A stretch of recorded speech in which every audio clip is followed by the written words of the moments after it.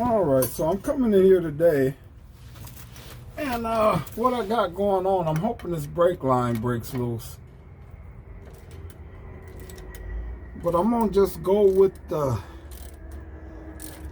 top of this first, because what I got going on, and I had it with my 75 Century, is that I got no fluids coming through. It's coming right up to the lines here. So this brake line should break loose because my son already had it loose. So I got fluid coming right up to the lines. So I'm going to take the fit and I'm going to try to make sure that's cleaned out. And then I'm going to stick I'm going to stick a punch that I got, and I'm going to stick it in there and try to see is it clogged up. Now I did the other side a few minutes ago and I got fluid coming out the bleeder. Like if I take this liner loose right now, there'd be fluid coming away from coming out right here from the line. And on the other one I had to take it, and I took the wheel cylinder off and stuck and sprayed brake cleaner in there, and then the other side is bleeding now. So I'm hoping if nothing else I could just take this line off and stick something without taking this side off. But if not, then I'm gonna have to take the other side off too. So okay, so now I'm gonna come in here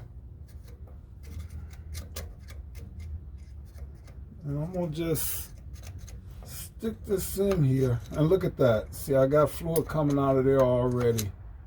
Look at that. You see that fluid coming out of there? So instead of buying a new wheel cylinder, I just want to clean that out.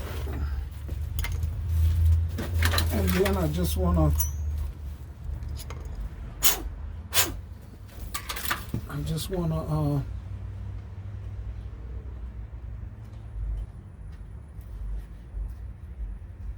put my bleeding screw back in there.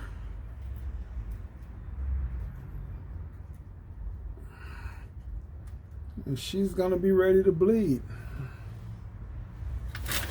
Yep, she's gonna be ready to bleed now. Just that simple. $22 saved is $22 saved. So now all I got to do is come in and bleed both of the brakes out. So, all right. So what I got going on now is I got my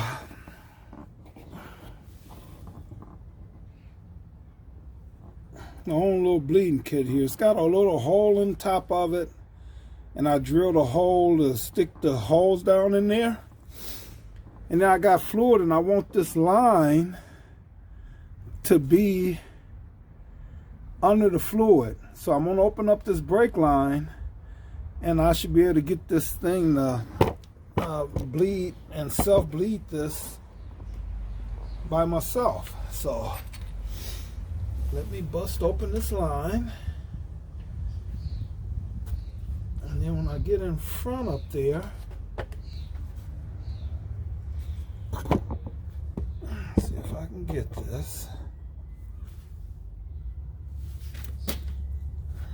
Now I'm gonna check the brake fluid, make sure I got enough brake fluid, and then I'm gonna pump this up and bleed this.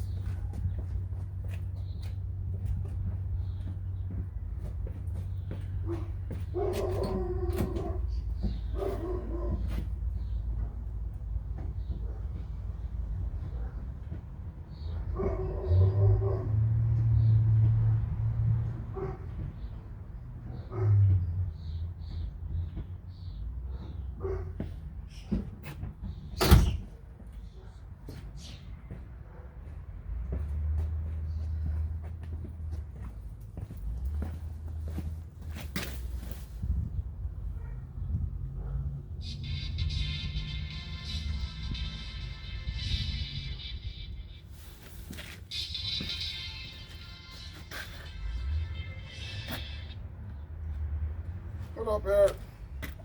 Not much. I have a question for you. All right, you caught me in the. I'm filming now.